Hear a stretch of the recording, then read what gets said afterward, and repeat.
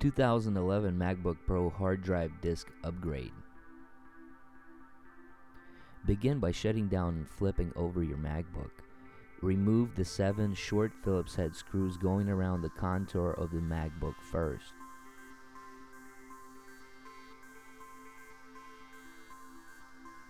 Now the 3 long Phillips head screws in the top left corner.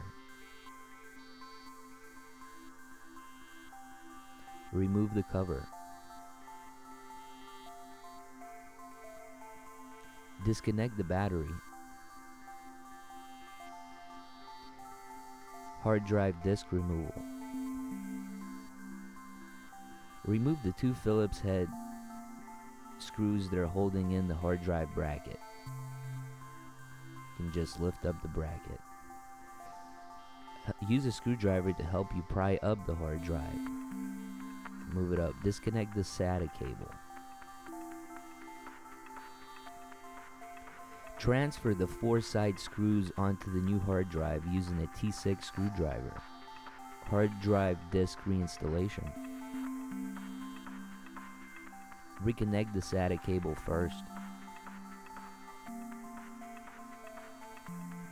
Insert the drive in at an angle and drop it into its socket. Reinstall the hard drive bracket with 2 Phillips head screws.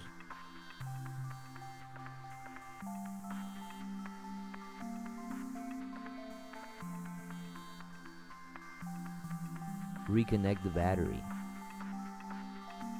Reinstall the cover.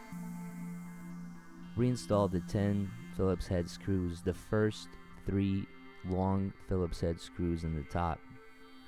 Then going around the contour of the MacBook, install the 7 short Phillips head screws.